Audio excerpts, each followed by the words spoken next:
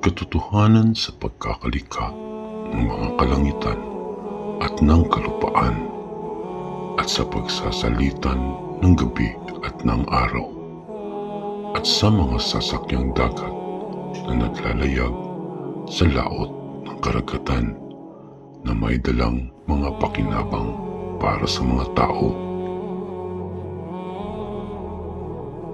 at sa anumang ibinaba ng ala mula sa kalangitan ang tubig o ulan na nagbigay buhay sa datitigang na lupa at sa lahat ng uri ng mga nilikhang gumagala na kanyang ikinalat doon. At sa pagbabago ng ihip ng mga hangin at ng mga ulap na sunod-sunuran sa kanyang kautusan sa pagitan ng kalangitan at ng kalupaan. Naririto ang mga ayat palatandaan para sa mga mamamayang nakauunawa.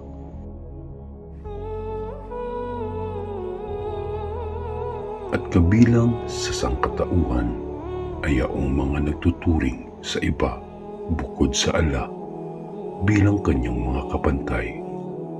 Kanilang minamahal ang mga ito tulad ng kanilang pagmamahal sa ala. Ngunit yaong mga tunay na naniniwala ay higit na masidhi ang kanilang pagmamahal sa ala.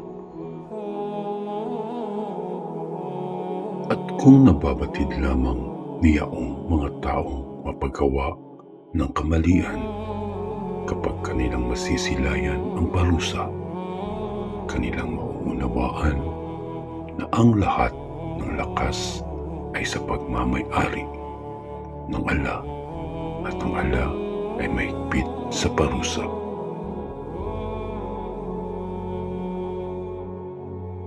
At dapat nilang isalang-alang na kapag yaong mga sinunod na namuno ay itinatwa yaong mga sumunod sa kanila at kanilang masisilayan ang parusa at sa gayong kalagayan ang kanilang bigkis ng ugnayan ay mapuputol.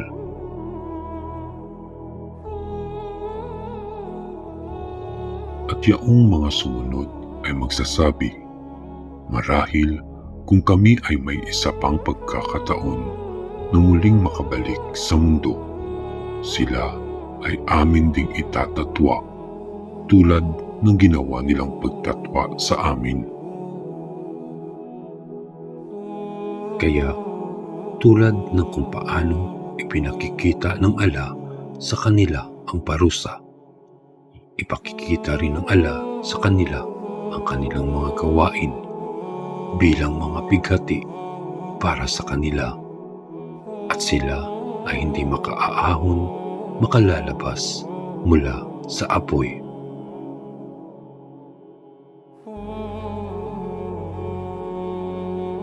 O sangkatauhan, magsikain kayo mula sa anumang pinahihintulutan at mabubuti sa kalupaan at huwag kayong sumunod sa mga yapak ng Satanas, sapagkat katotohanan siya ay isang hayag na kaaway para sa inyo.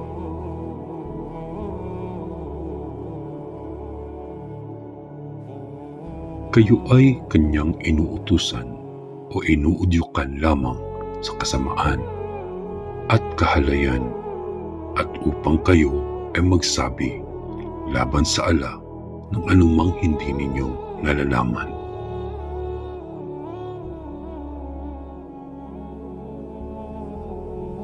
At kapag sinabi sa kanila, sumunod kayo sa anumang ipinahayag ng ala, sila ay nagsasabi, hindi, aming susundin ang anumang natagpuan naming sinusunod ng aming mga ninuno. Sabihin, kahit ba ang kanilang mga ninuno ay walang anumang naunawaan at sila ay hindi napatnubayan?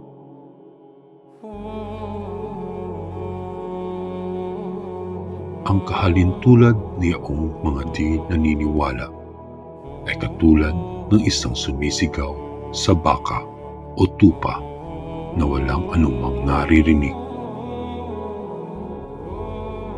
Maliban sa sigaw at tawag na walang anumang nauunawaan sa sinasabi sa kanya.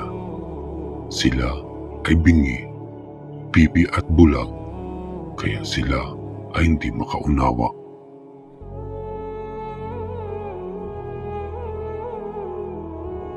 O kayong mga naniwala, magsikain kayo mula sa mga mabubuting panustos na aming ipinagkaloob para sa inyo at maging mapagpasalamat sa Allah kung tunay nga na Siya ang Diyos na inyong sinasamba.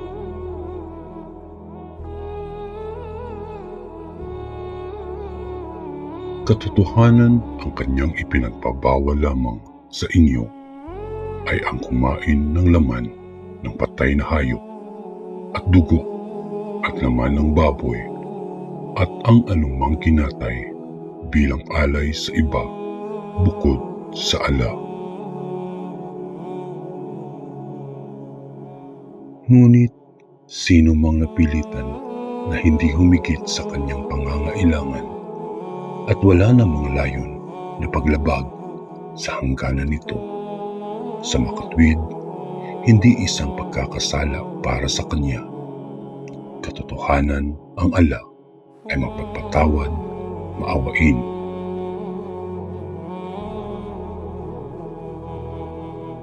Katotohanan yaong mga nagtatago ng anumang katotohanang ibinaba o ipinahayag ng Allah sa aklat at ipinagbili ito para sa murang halaga.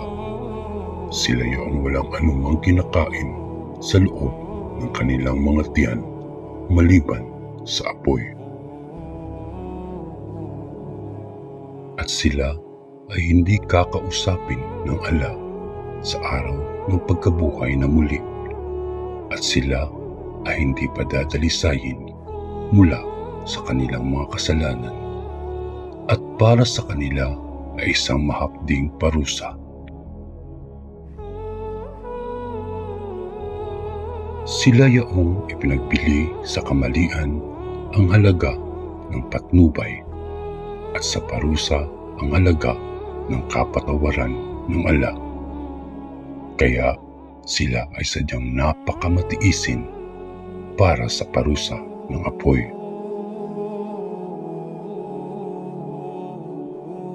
Iyan ang nararapat sa kanila sapagkat ang Allah ay nagbaba o nagpahayag ng aklat, ang Quran, sa katotohanan. At tunay na yaong mga nagkakaiba hinggil sa aklat ng Allah ay nasa matinding pagsasalungatan. Hindi isang bir, pagiging mabuti at matwid na inyong ibaling ang inyong mga mukha sa dakong silangan at kanluran sa pagdarasal. Bagkus ang bir, pagiging mabuti at matwid ay ang paniniwala sa Allah at sa huling araw at sa mga anghel at sa aklat at sa mga propeta.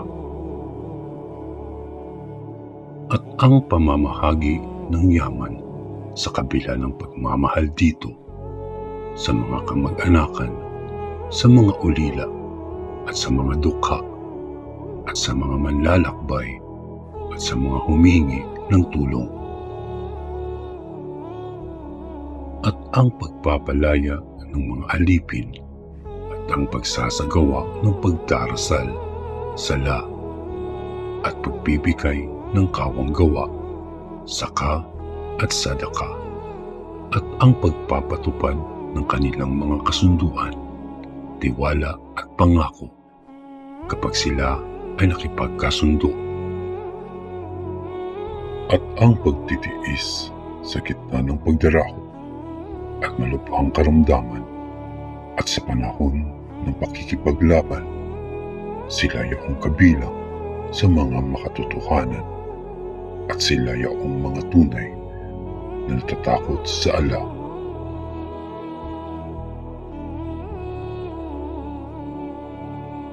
O kayong mga naniwala, itinatagupilin sa inyo ang kisas, batas ng pagkapantay-pantay sa pagpataw ng parusa sa kaso o krimen ng pagpatay.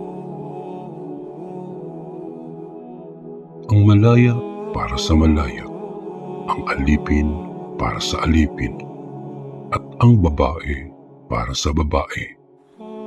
Ngunit sino man ang nagpaumanhin o nagpatawad sa kanyang kapatid na nakapatay ng anupaman bilang kapalit ng hatol na kamatayan,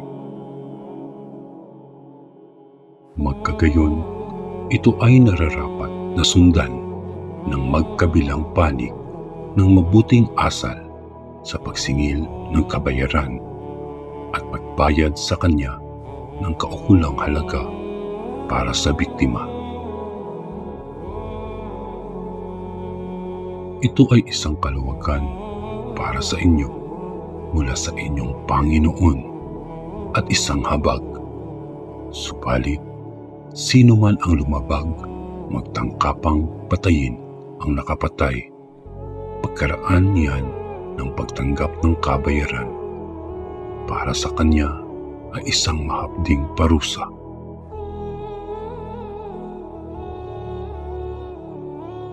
At sa batas ng kisas ay may kaligtasan ng buhay para sa inyo o kayong mga taong nagtataglay ng pag-unawa upang sakali kayo ay matakot sa ala.